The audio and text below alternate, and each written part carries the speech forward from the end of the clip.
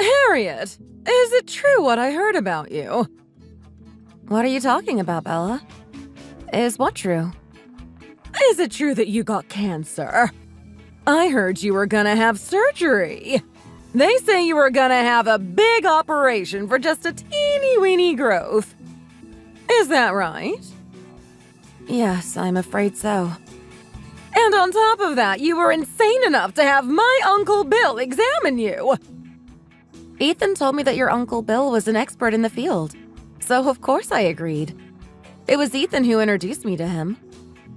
Uncle Bill is the best doctor in the world. The cream of the crop. The doctor of all doctors, they say. You know he's been on the TV. He's had hundreds of articles written about him in magazines. You know he was even in the New York Times and Spectator. I am very grateful to be seen by such a well-respected doctor. It's a humbling experience. You know that doctor is Ethan's grandfather's brother, don't you? Yes, your father-in-law's father, right? That's right. He is 73 years old and still going strong. You wouldn't know it to look at him. He still seems so young. He's a wonderful man. He has so much power. And he is so nice, too. He put me right at ease during the consultation. I don't think you actually get what I am saying, do you? What do you mean? Uncle Bill is from our side of the family. Yes, I get that. What of it? He has nothing to do with you. Nothing to do with me. Don't you get it? You are just married to Ethan. You are just his wife. Sorry, I'm still not following. You are not the sharpest pencil in the box, are you? You ain't related. Excuse me? My God, you're such a dullard. You are just Ethan's wife. You ain't one of our true family. You're just taking advantage of your position. You ain't got no right to be seen by our Uncle Billy. You should have gone to the local doctor. That's a ridiculous thing to say. So illogical and so rude to me. I married Ethan. I am a part of this family now. I want to be operated on by the best doctor available. I don't want to put my life in the hands of just any old local doctor. Who do you think you are? You can't speak to me like that. I can't believe you expect a great man like Uncle Billy to operate on a common woman like you. And it's just a teeny-weeny growth that any old backstreet physician could cut off with a scalpel. I was afraid that something like this would happen. I was so upset when I found out it was malignant. But your Uncle Bill, Dr. Williams, was very reassuring. He told me that I needed to have surgery as soon as possible. He said there was nothing to worry about. If it's taken out right now, it will heal completely. It ain't nothing that a good night's sleep wouldn't heal. Sleep? What are you talking about? This is cancer. It's a little more serious. Besides, if you're having surgery, you'll be hospitalized, right? Who's gonna pay for that? We'll find a way. This is my health. Who's going to look after the housework and the cooking when you're in the hospital? I was hoping you could do it. I'll only be in for a few days. It's not like it's long-term. You've gotta be kidding me. I'll be back on my feet in no time at all. I want to fight this. Ethan said he'd help out as much as he can, too. He said it's not a busy time at work, so he can take some time off. You expect Ethan to take on your chores, too? He's too good for you, our Ethan. You take advantage of his kind nature. He may say he's not busy at work, but that is just a lie he tells you to make you feel better. What a wife you've turned out to be for our Ethan, making him clean up all the mess you leave. Women these days have no common sense. I'm sorry you think that way. I'm gonna call Uncle Bill and tell him that you've decided to find your own doctor. So you'd better get your skates on and head up Main Street. You're being unreasonable. He took the time out of his busy schedule to see me. I don't want his time to be wasted. He'll be taking up even more of his time if you force him to go ahead with this ridiculous operation. Just be grateful for the small mercy he showed you by seeing you the once. Please, don't do this to me. You're being so unreasonable. I want Dr. Williams to operate on me. I don't want any other doctor. No way! I am not having you dirty Dr. Williams, hand of God! Why are you so nasty to me? You don't want me to set Gregory on you, do you? Gregory? Do you understand what I am saying? Yes, I understand. Get the dinner on, then! Quickly! Hurry up! My name is Harriet. I've been married to my husband Ethan for a year. I found out that I had cancer at the young and tender age of 27. Fortunately, it was discovered in the early stages. It had not had a chance to metastasize and spread to other parts of my body. But it seems to be in a somewhat difficult place to operate on, and I'm told that the surgery requires a lot of skill. Dr. Williams has a lot of experience in this kind of surgery, and he tells me that he can easily treat me. My husband and I were relieved when he agreed to carry out the surgery. I did not expect my wicked mother-in-law to be so dead set against it. And that makes it all the more difficult because Ethan and I are living with her in the family home at her insistence. She was nice to me at first, but once I moved in, the next thing I knew, she was making me do all the housework and cooking. She treated me no better than a slave. I guess that was the point of her having us move in. My husband warned her about it a number of times, but she always threatened him with Gregory. Gregory is Ethan's older brother, and he is like Bella's vicious little lapdog. He'll do anything she says. If Brother Gregory got wind that Bella was unhappy with me, he would ban me from living here and throw me out on the streets. I have nowhere to go if I'm chased out of their house. Ethan's mother is very controlling. She would find a way to keep us apart. My mother-in-law would use every trick in the book to keep me away from Great Uncle Billy, the world-famous doctor with godlike hands, and the family's pride and joy.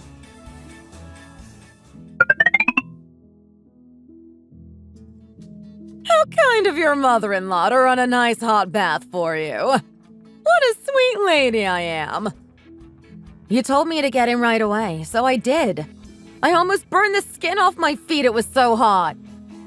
I was only thinking of you when I run it at that temperature. It was 140 degrees! That is not a safe temperature for a human being to bathe in. What a load of rubbish. I saw on TV that cancer cells can be eliminated at high temperatures. I thought I was doing you a favor. You're talking about hypothermia treatment, right? They use thin needle probes to pinpoint the tumor and destroy the cancerous cells with heat. Needle-thin probes, not hot baths, Bella! You never hear about those comedians on that TV show too hot to handle getting cancer. There was one last week when the temperature went up to 200 degrees. That's TV! It's a game show! It's not real! There is no human on this earth who could stand that kind of temperature. So you couldn't take a bath? No, I couldn't. What a waste of my benevolent deed! My feet are still red raw and stinging from the heat. Oh yes, I just remembered I have an acquaintance who is a famous psychic medium. Really? It's probably just a bad spirit that you are a host to. You need to have it removed. Then you'll be cured. I'm not sure I believe in that kind of thing. In that case, what about waterfall treatment? Yes, try the ocean or a waterfall. I heard that there was a study that proved that 10 minutes of listening to the sounds of splashing water can do wonders for curing cancer. With all due respect, Bella, I would rather go to the hospital to have surgery. I'm not really convinced by those other kinds of treatment. If you go to the hospital, there is no way you will ever be able to come back to this house again. Why? I heard you are having an affair. I'm going to tell Ethan.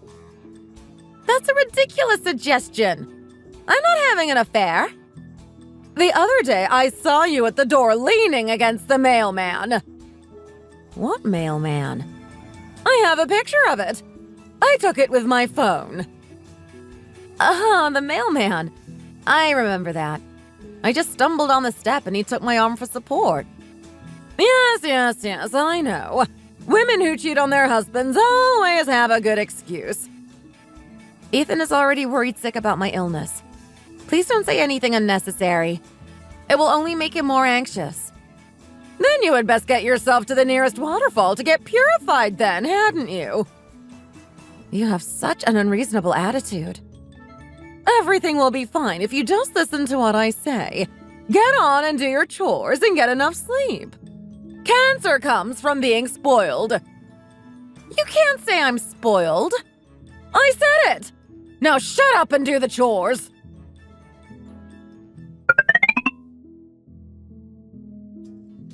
Why Ethan ever married such a stupid woman as you is beyond me. I told you over and over, you ain't got no right to go to Uncle Bill's hospital. You couldn't get that into your thick skull, could you? What the deuce are you doing? Shame on you. I'm sorry, but I really want to get this treated properly. Ethan and I want to have children, so I need to be healthy. That's not a good enough reason to pester my Uncle Bill. What about the house? What about the chores? You are such an irresponsible woman. What now? He told me to call him when there was nothing else I could do. Call who? What are you blathering about now? Oh, Uncle Bill. Dr. Williams. Harriet, have you been exchanging WhatsApp messages with Dr. Williams? Dr. Williams said that it was a family member's privilege. But here, let's talk with him together. Dr. Williams, it's certainly been a long time. Yes, we haven't seen each other since my brother's memorial service. I always look forward to hearing about your activities. I read an article about you in The Spectator a few weeks ago. Enough of your small talk. I don't have time for your sycophantic flattery, Bella. You are absolutely right, Doctor. Let's proceed to the conversation at hand. I am so sorry for the inconvenience our family has caused you. I apologize wholeheartedly. Not at all. Ethan's wife, our dear Harriet, told me that you consulted with her about the cancer. I'm sure she's making a mountain out of a molehill, if I'm not mistaken. Is that your medical diagnosis? It's only natural for a woman of my years and experience to be of that opinion. You tell her, Dr. Williams, from the point of view of a specialist, that sleep is the best medicine. That is an interesting point of view, to be sure. I told you, didn't I, Harriet? There's that old saying that ill health begins in the mind. Young people these days just don't have the grit and guts that we had back in the day. You don't have to prescribe drugs for every little cough or sneeze. And you certainly don't have to cut them open and operate on every little lump. Just chase them out of the surgery. That's my philosophy. So you're of the opinion that I should chase Harriet out of the surgery? Yes, right away. It's a waste to spend good money on medical bills and hospitalization. If it's the kind of cancer that's going to kill you, then let fate take its course. That's what I say. My son Ethan will just have to give up the fight, too. I see. That's the be-all and end-all of a married woman's life. You obnoxious woman! Excuse me? Harriet, Yes, Dr. Williams? it must have been really hard for you to marry into a family with such a hopeless mother-in-law. Yes, Doctor. It has been really hard. What? There you go again, you spoiled brat. It's the truth. Bella, if you ever come running to me for a consultation and it turns out you have cancer, I'll tell you to sleep it off. It's different for me, Uncle Bill.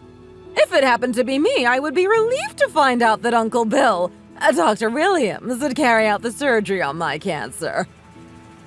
Go to bed and sleep it off! Dr. Williams, with all due respect, I said it to her because she is a young woman. It's different for someone as old as I am. Bella, With all due respect, you haven't got the foggiest idea what you are talking about. It's the other way around. Cancer progresses faster when you are young. If you don't treat it properly, it can be fatal. But I hardly think Harriet is old enough for Uncle Bill to use Dr. Williams' hand of God on her. It's not for you to judge whom I can and can't heal with my so-called hand of God. I really wish that awful journalist hadn't started that whole hand of God rubbish. It's gotten quite out of hand. That's true. But she is my daughter-in-law. Is a daughter-in-law the property of a mother-in-law? What era do you think you're living in? Excuse me. Work, little concubine. Don't rest, little concubine. Little concubine not sick. All in little concubine's mind. How long are you going to keep spouting this outdated sophistry? But that was what it was like in the past, right? Once upon a time in a land far, far away, there were little princesses with kind mothers-in-law. There were also little princesses who were ruled over and spat on and abused by evil witches like you. Don't blame it on the era. Blame it on the woman. That's a wicked thing to say to me. I cannot believe my sweet little nephew ended up with this evil witch for a wife. She must have mixed up one hell of a potion in her cauldron to put such a strong spell on him. Uncle Bill, stop it! You can't speak like this about me! According to your equivocation, a wife is an outsider, so she has nothing to do with you. I'm not sure I put it quite like that. That's exactly what you meant. Case in point, you are also a wife, which means you are an outsider too. Therefore, the logical conclusion is that you have nothing to do with me. Don't you go using that awful logic on me, Uncle Bill! Bella, whatever illness you may be inflicted by in the future, I would like you not to depend on me. Please don't say that! I am a physician. My work is my life's mission. It's my pride. I don't have time to waste on pointless conversations like this with people who don't respect human life. I understand. I will let Harriet have the surgery. I don't need your permission. As long as both Harriet and Ethan agree, then we can go ahead with the surgery. It's a simple matter. It's none of your business. Stay out of it! Uncle Bill, could we talk privately? No, Bella. I am not interested. I will let the family know that in the future, I will not show up at any functions that you are involved in. If you tell them that, I'll be castigated! It's your own fault! You will deserve everything that you have coming to you. Look at what you've done, Harriet! It's all your fault! Say something! Serves you right! Well said! You have to get these things off your chest. Keeping it inside is bad for your health. Thank you for helping me, Dr. Williams. Just by reading this exchange between you and Bella, I feel lighter. It's like I'm finally in control of my own life again. I feel so much better. It's nice to know that we could get rid of the source of your stress before the surgery. Uncle Bill, my phone won't stop ringing with calls from angry relatives. This is all you're doing. Ugh, I forgot to mention. I've been on the phone with everyone to let them know what's been going on. I told them I wouldn't show my face anywhere that you were present. They said they always look forward to seeing Uncle Bill, and they blamed me for upsetting him. They told me to leave. They said I was poison to this family. They say they are banning me from everything. You loathsome man. If you are kind to people, the warmth of that kindness comes back to you. If you are hard on people, you have to be prepared for what you'll get thrown back at you. I can't believe you've lived this long and still don't understand this one simple thing. I think I know that now. Harriet, your examination is tomorrow morning. Let's get you ready for the surgery. Thank you, Dr. Williams. And when you are better, would you and Ethan join me for a slap-up meal? We'd be delighted. It'll be my treat. Let's look forward to that. My life is in your hands, Dr. Williams. Don't worry about a thing, Harriet. My hands are the so-called hands of God. Would I perchance be invited to this slap-up meal, Uncle Bill? Are you still here, Bella? Be off with you!